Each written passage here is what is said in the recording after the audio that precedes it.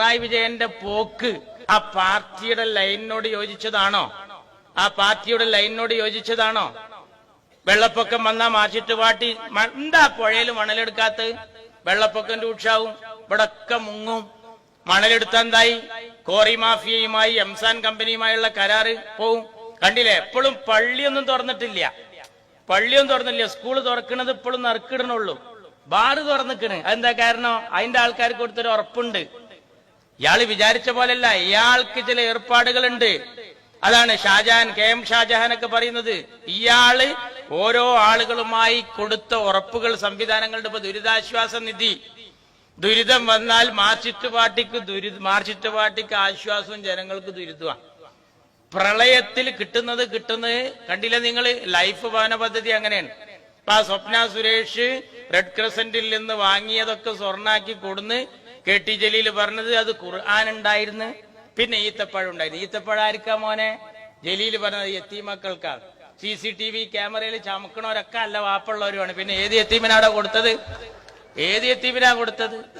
എന്നിട്ട് ഞങ്ങളെ നേതാക്കന്മാരെ പറ്റി ഇങ്ങനെ കുഞ്ഞാലിക്കുട്ടിക്ക് അവിടെ ഇരിക്കാൻ പറ്റില്ല, അങ്ങോട്ട് വരണ്, ഇവിടെ ഇരിപ്പുറപ്പെട്ടില്ല, അങ്ങോട്ട് എന്നാ എന്റെ സ്ഥിതി എന്താ? എനിക്ക് സിമിയിൽ ഇരിക്കപ്പോരത്തില്ല, അവിടുന്ന് കണ്ടിയാടി, എന്നിട്ട് ഇവിടെ ഇരിക്കപ്പോരത്തില്ല, നേരെ അങ്ങണ്ടിയാടി. ഇപ്പൊ മാർച്ചിച്ചേരവനെ കൊണ്ടടക്കണെന്ന് പറഞ്ഞാൽ അപ്പുറത്തേക്ക് BJPക്കും ചാടിക്കൂടായില്ല, ഏതിൽക്കും ചാടും. പണ്ട് ഡോക്ടർ ഉസ്മാനെ പറ്റി പ്രിയപ്പെട്ട CH പറഞ്ഞൊരു വർത്താനുണ്ട്. അങ്ങോട്ടും ഇങ്ങോട്ടും ഇങ്ങനെ ചാടുന്നതിനെ പറ്റിയിട്ട് ഒരു പാർട്ടിക്ക് എന്നിട്ട് അപ്പുറത്തെ പാർട്ടി പോവുക, എന്നിട്ട് ആ പാർട്ടിന്ന് ഈ പാർട്ടിക്ക് ചാടുക. ഇങ്ങനെ ഈ ഏർപ്പാട് നടത്തുന്ന ഡോക്ടർ ഉസ്മാനെ പറ്റി മഹാനായ CH പറഞ്ഞത്, ഈ ഉസ്മാന്റെ കാലിന്റെ ഇടയിൽ ഒരു നൂലുണ്ടയും ആ നൂലുണ്ടക്ക് നൂല് നൂൽക്കാനുള്ള കഴിവുണ്ടായിരുന്നുവെങ്കിൽ ഈ ഉസ്മാൻ ചാടിക്കളിച്ച സ്ഥലത്ത് എന്നോ ഒരു തോർത്തുമുണ്ടുണ്ടാകുമായിരുന്നു എന്ന പോലെ. മിസ്റ്റർ ആരോടായി പറയുന്നത്? മാർച്ചിസ്റ്റ് പാർട്ടിക്ക് വേണ്ടി ഇപ്പൊ എല്ലാം പറഞ്ഞു കൊടുക്കുകയാണ്, എല്ലാ ഏർപ്പാടുകളും നടത്തുകയാണ്.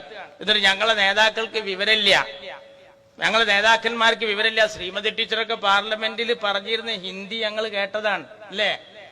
ആരോ അങ്ങനെ പരിഭാഷപ്പെടുത്തി കൊടുത്തത്രേ അല്ലേ? അങ്ങനെ കേട്ടു. ഇങ്ങനെ ഉനോനെ അച്ഛ ആത്മീ നെഹിയെ, ഓള് അറിയാ ഓന്റെ അച്ഛനാളത്ര ശരിയല്ല എന്നൊക്കെ അങ്ങനെയൊക്കെ പരിഭാഷപ്പെടുത്തി പ്രമാണിച്ചുകളൊക്കെ ഉണ്ട് അവിടെ. അവരെ കുറിച്ചൊന്നും പറയാനില്ല. എന്നിട്ട് ഞങ്ങളെ നേതാക്കന്മാരൊക്കെ വിവരം നിങ്ങൾക്കുണ്ടോ? നിങ്ങൾ ഓരോരുത്തരും പരിശോധിച്ച് നോക്കൂ. ഞാനത് പറയണോ? എത്രത്തോളം നമ്മുടെ പ്രിയങ്കരന്മാരായ നേതാക്കന്മാരൊക്കെ അവിടെ ബില്ല് അവതരിപ്പിക്കുമ്പോൾ മാന്യമായി സംസാരിക്കുന്നു. ഇതുവരെ മിണ്ടാത്ത നേതാക്കളുണ്ട്, പലരും ഉണ്ട്. അപ്പൊ എന്താ? ഇതിൽ നിന്നൊന്നും നിങ്ങൾക്ക് തടിയുരാൻ കഴിയുന്നില്ല. നിങ്ങൾക്ക് നല്ല പത്രാസ്, നിങ്ങൾക്ക് ലൈഫ് ഭവന പദ്ധതിയിൽ കിട്ടുന്നുണ്ട്, ദുരിതാശ്വാസ നിധിയിൽ കിട്ടുന്നുണ്ട്, വഖഫ് നോക്കണങ്ങള്. ദേവസ്വം ബോർഡിന്റെ ഫണ്ട് ഇപ്പൊ 10 കോടി മറ്റ് വകമാറ്റി ചെലവഴിച്ചതിന് കോടതി വിശദീകരണം ചോദിച്ചിരിക്കുക. ഉഴവൂർ വിജയന്റെ കുടുംബത്തിന്, ചെങ്ങന്നൂർ MLAക്ക്, കൊടിയേരിയുടെ എസ്കോർട്ട് പോയ പോലീസുകാരുടെ ഒക്കെ ദുരിതാശ്വാസ നിധിന്ന് കൊടുത്തിരിക്കുക. അപ്പൊ എന്താ? എല്ലാം ഊറ്റുക. ഇപ്പൊ കണ്ട സ്വർണ്ണക്കടത്തിൽ എന്താ പറഞ്ഞത് പിണറായി വിജയൻ? ഞാൻ ഓളെ അറിയുന്നല്ല, നാരയി സ്വപ്ന സുരേഷിനെ. ഈ ഭരണം വരുമ്പോ എന്റെ നാട്ടിലൊരു മൊയ്ലിയരിനോട് പറഞ്ഞു, നിങ്ങളൊക്കെ പിണറായിനെ കണ്ടുപിടിക്കണം, ഇത്ര നല്ലൊരു മനുഷ്യൻ വരില്ല. ഞാൻ ചോദിച്ചു എന്താ കാര്യം? അയാൾ ഈ ഭരണം വന്നപ്പോ മുഖ്യമന്ത്രി ആയപ്പോ ആദ്യം തന്നെ ചെയ്ത ഒരു ഹൈറായ കാര്യമുണ്ട്. അതെന്താ? അയാളുടെ ഓഫീസിലുള്ള എല്ലാ ക്യാമറയും വേണ്ടാന്ന് വെച്ചു. അപ്പൊ ഇയാളെ വിചാരം എന്താ? ഈ ചില നിക്കായിന്റെ മജ്‌ലിസിൽ മുദരിസുമാര് ഫോട്ടോ എടുക്കാൻ അയക്കൂലല്ലോ, അത്ര മുത്തലക്കായ മനുഷ്യനായി പിണറായി എന്നാണ് ഈ സാധു വിചാരിച്ചത്. മൂപ്പര് ആ ക്യാമറ വേണ്ടാന്ന് തീരുമാനിച്ചത് ഈ സ്വപ്നയുടെ വരവും പോക്കും കാണാതിരിക്കാൻ. അത് ഈ മുതലിന് അറിയില്ലല്ലോ. ഇപ്പൊ CCTV ക്യാമറ ചോദിച്ചപ്പോ കൊടുക്കുന്നില്ല. ഇപ്പൊ എന്താ സ്ഥിതി?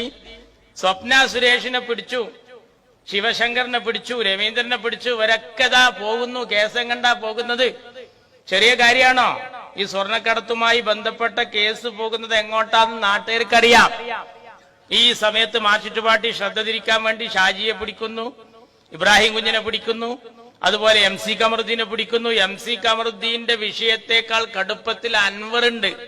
എന്താ? അൻവറിന് നിയമം ബാധകല്ലേ? നിക്ഷേപ തട്ടിപ്പുണ്ടായില്ലേ? വിഷയങ്ങൾ ഉണ്ടായില്ലേ? ഇപ്പൊ ഈ കൊറോണ സമയത്ത് നഷ്ടം പറ്റാത്ത ഏത് കച്ചവടം അവിടെ ഉള്ളത്?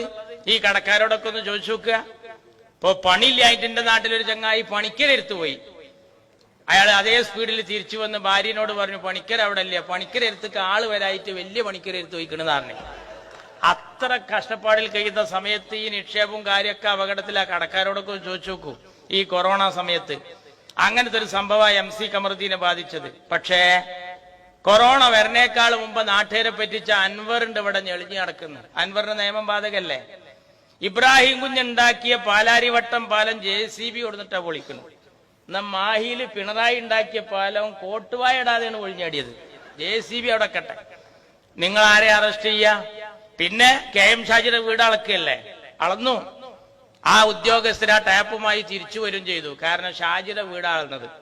എന്നാ പിണറായി വിജയന്റെ വീടളക്കാൻ പോയ TP ചന്ദ്രശേഖരനും ഒഞ്ചിയത്തെ 5 ആളുകളും ഓലെ സ്ഥിതി എന്താ? ഇല്ലല്ലോ. ആ TP ചന്ദ്രശേഖർ ഇപ്പൊ ഹയാത്തിലില്ലല്ലോ.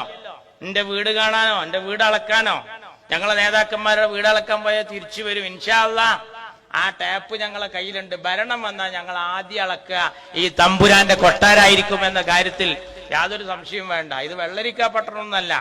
ഞങ്ങളെ നേതാക്കന്മാരെ വേട്ടയാടാൻ വേണ്ടി മാത്രം നടക്കുക. അപ്പൊ ഞാൻ പറഞ്ഞത് ഈ സ്വപ്ന സുരേഷ് നിങ്ങൾ ആലോചിച്ച് നോക്കൂ. എന്താ ഈ പിണറായി പറഞ്ഞത്? ഇപ്പൊ ഞാൻ വരുമ്പോ ഒരു KSRTCയുടെ തൊട്ട് പിന്നില മടാന് വിളിക്കുമ്പോ ഞാൻ KSRTCയുടെ തൊട്ട് പിന്നില. എന്താ പറയുന്നത്? ലഹരി മുക്ത കേരളം, ലഹരി മുക്ത കേരളം എന്നാണ് പരസ്യം. പിണറായി ചിരിച്ചുകൊണ്ടിരിക്കുന്നുണ്ട്. ലഹരി ഇല്ലാതാക്കുകയാണ്. നോക്കണങ്ങള് ഷാപ്പ് ഇങ്ങനെ തുറന്നാൽ ലഹരി ഇങ്ങനെ ഇല്ലാതാകുകയല്ലേ? അതാണ് ഈ ഗവൺമെന്റിന്റെ പ്രത്യേകത. മതാനുയായികളെ പിടിക്കും, സാമുദായിക സ്നേഹം പറയും, ഒരു ഭാഗത്തു കൂടി അവരെങ്ങനെ മോശാക്കി ചിത്രീകരിക്കും, കമ്മ്യൂണിസം നടപ്പിലാക്കും. ഇത് ഇവരുടെ ഒരു തന്ത്ര. ഈ വരട്ടു തത്വവാദം, അതുപോലെ ഈ ഇരട്ടച്ചങ്ക്, അല്ലെങ്കിൽ ഈ വൈരുദ്ധ്യാധിഷ്ഠിത ഭൗതികവാദം, ഇവർക്കൊക്കെ ഒരു ശൈലിയുണ്ട്. അവൾ ആളുകളെ ഞെക്കിക്കൊല്ലാൻ പറ്റാത്തവരൊക്കെ നക്കിക്കൊല്ലും. അത് തന്നെയാണ് അഴിമതിയുടെ കാര്യത്തിലും കണ്ടത്. ഈ അഴിമതിക്കെതിരെ ഗിർവാണ പ്രസംഗം നടത്തുന്ന നിങ്ങള് സ്വപ്നയുടെ കാര്യത്തിൽ പറഞ്ഞത് എന്താ? പിണറായി ഞാൻ ഓളെ അറിയുന്നില്ല എന്നാ പറഞ്ഞത്. പിണറായി ഞാൻ ഓളെ കണ്ടിട്ടില്ല, ഓളെ അറിയില്ല. എന്നാ ഈ കൊറോണ കാലത്ത് നടന്ന കല്യാണം നിങ്ങൾ കണ്ടില്ലേ? നമ്മുടെ നാട്ടിലൊക്കെ ചെറിയ ചെറിയ കല്യാണം ഈ കൊറോണ കാലത്ത്. നിശ്ചയത്തിന് 8 ആള്, പുതിയാപ്പളിന്റെ ഒപ്പം ഒരു 12 ആള്, പുതിയണ്ണിന്റെ ഒപ്പം ഇവിടുന്ന് കൊണ്ട് ഒരു 9 ആള്. അതുപോലെ ഒരു കല്യാണം നടന്നു കേരളത്തിൽ. അതിലെ പുതിയണ്ണിന്റെ പേരെന്താന്നറിയോ? വീണ. അവളെ പുതിയാപ്പളുടെ പേരെന്താ അറിയോ? മുഹമ്മദ് റിയാസ്. ആ കല്യാണം നിങ്ങൾ കേൾക്കണം. കോഴിക്കോട് നടന്ന ആ കല്യാണത്തില് 7 സ്ഥലത്ത് ആൽബത്തിൽ നിറഞ്ഞു നിൽക്കുകയാണ്. ഏറ്റവും വേണ്ടപ്പെട്ടവർക്കുള്ള കല്യാണം ഈ കൊറോണ സമയത്തെ കല്യാണം. ചെറിയ കല്യാണമാണ് എല്ലാ നാട്ടിലും നടക്കുന്നത്. അവിടെ പുതിയണ്ണാരായിട്ട് നിൽക്കുന്നത് ഈ വീണ. വീണ നിൽക്കുന്നിടത്ത് തൊട്ടടുത്ത് ഓള അച്ഛൻ പിണറായി, ഓളമ്മ കമലം. ഇപ്പുറത്ത് പുതിയാപ്പള ആര്? മുഹമ്മദ് റിയാസ്, ഓന്റെ ഉപ്പ, ഓന്റെ അമ്മ. അതിന്റെ ഒത്ത സെന്ററിൽ ആര് നിൽക്കുന്നത്? ഈ സ്വപ്ന സുരേഷ്. ചില സ്ഥലത്ത് വലത്ത് ഭാഗത്ത്. അതും പിണറായി നിൽക്കുന്നിടത്തൊക്കെ സ്വപ്ന SI നിൽക്കണം. പിണറായി വാറ്റുചാരായത്തിലെ പ്രതികൾ നിൽക്കണമാതിരി ഓളെടുത്ത് ഇങ്ങനെ നിൽക്കണം. ഒന്ന് ആലോചിച്ച് നോക്കണം നിങ്ങള്.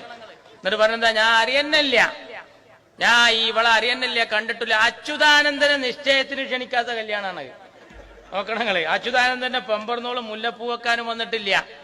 പടു സഖാക്കൾക്കൊന്നും ക്ഷണമില്ലാത്ത ആ കല്യാണത്തിൽ എങ്ങനെയാണ് ഈ കള്ളത്തി അവിടെ കയറി വന്നത്? ഞാനിതൊരു സ്ഥലത്ത് പ്രസംഗിപ്പിച്ച ഒരു സഖാവ് എന്നോട് മറുപടി പറഞ്ഞ എന്താ അറിയാ? ഓള് വിളിക്കാതെ വന്നതാന്നാ. എനിക്കും പറയാനുള്ള എന്നെ വിളിക്കാതെ വരണമെങ്കിൽ ഓല് തമ്മിൽ ചെറിയ ബന്ധമാണോ മക്കളെ? അത് ഭയങ്കര ബന്ധല്ലേ? അതാണ് ഭയങ്കര ബന്ധം. അവിടെയാണ് പിണറായിയെ നമ്മൾ ശരിക്കും മനസ്സിലാക്കേണ്ടത്. അതുകൊണ്ട് നമ്മൾ ആലോചിക്കേണ്ടത്, മനസ്സിലാക്കേണ്ടത്, ഇവര് ജനാധിപത്യത്തെ കശാപ്പ് ചെയ്ത് നീങ്ങാണ്. കോൺഗ്രസും ലീഗും സഹായിച്ചാലും വേണ്ട, BJPക്കാര് സഹായിച്ചാൽ അത് 2 കൈ നീട്ടി വാങ്ങുക. ഓരോ സ്ഥലങ്ങളിൽ അങ്ങനെയുള്ള രീതിയിൽ സ്ഥാനാർത്ഥി. BJPക്ക് താമര 10 ജയിച്ചോടുത്ത് സ്വതന്ത്ര ചിഹ്നത്തിൽ നിർത്തിയിട്ട് എല്ലാവർക്കും കൂടി ഒരു സ്ഥാനാർത്ഥി. മഴതല്ല, ഞാൻ ഖേദിക്കുകയാണ്. അടുത്ത നിയമസഭാ തെരഞ്ഞെടുപ്പിൽ BJPയുടെ അംഗസംഖ്യ അവർ കൂട്ടിയാൽ അത്ഭുതപ്പെടാനില്ല. കാരണം സഹായിക്കാൻ ഇവിടെ വേറെ ടീമുണ്ട്. ഇടതുപക്ഷം അവർക്ക് ഇതൊന്നൊരു വിഷയമല്ല. അവർക്ക് ലാവ്ലിൻ കേസ് തടുക്കലാണ് ലക്ഷ്യം. പിണറായിന്റെ ആ വെറുറത്ത് തീരാനാണ് അയാൾ നരേന്ദ്രമോദി എന്തു പറയുന്നോ അതിനനുസരിച്ച് നീങ്ങുന്നത്. അതാണ് ഇന്നലെ കേരളത്തിലെ നിയമസഭയിൽ കാർഷിക രംഗത്തെ കെടുതിക്കെതിരെ പ്രമേയം പാസാക്കുമ്പോ രാജഗോപാൽ ഒപ്പം നിന്നപ്പോ ആ കൂട്ടത്തിൽ നരേന്ദ്രമോദിയുടെ ഈ ധിക്കാരത്തിനെതിരെ എന്നുള്ള പദം പ്രയോഗിക്കാൻ UDFന്റെ അംഗങ്ങൾ ആവശ്യപ്പെട്ടപ്പോ ഇല്ല, നരേന്ദ്രമോദിയെ കുറിച്ച് അങ്ങനെ പറയാൻ ഇയാൾക്കൊരു മടി.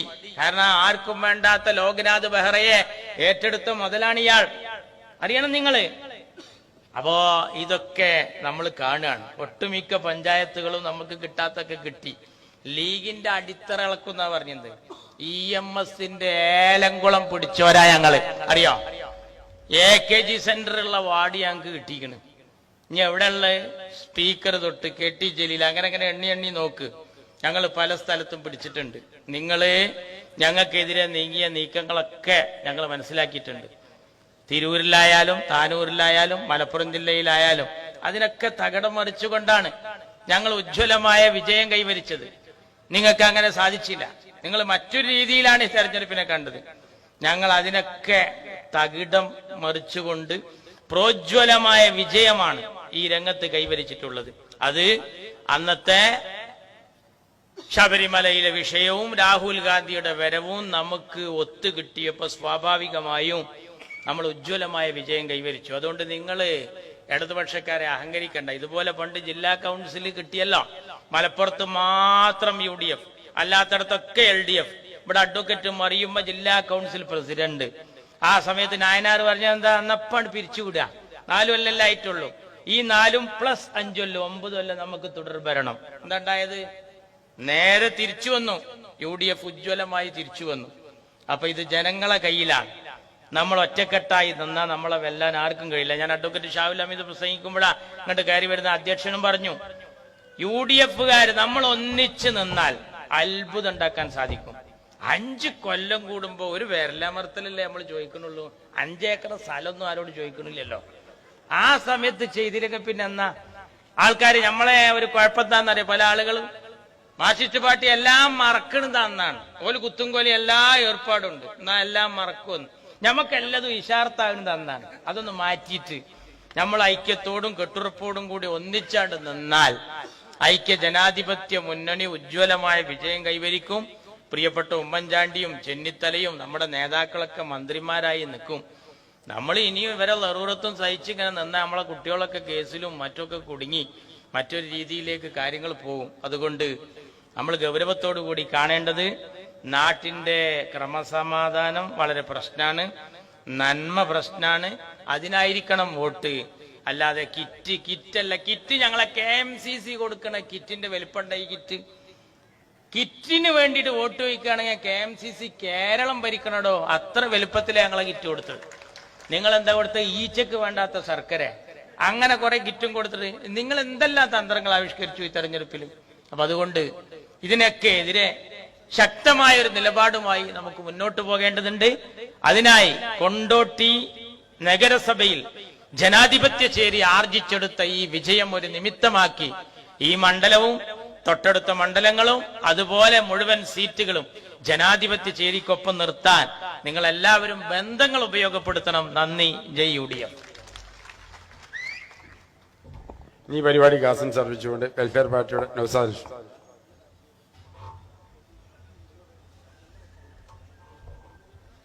ബഹുമാന്യനായ ഈ ചടങ്ങിൻ്റെ അധ്യക്ഷൻ UDFന്റെ ചെയർമാൻ KK അലിബാബു സാഹിബ്, നമ്മുടെ കൊണ്ടോട്ടിയുടെ ജനകീയ MLA TV ഇബ്രാഹിം സാഹിബ്, നമ്മുടെ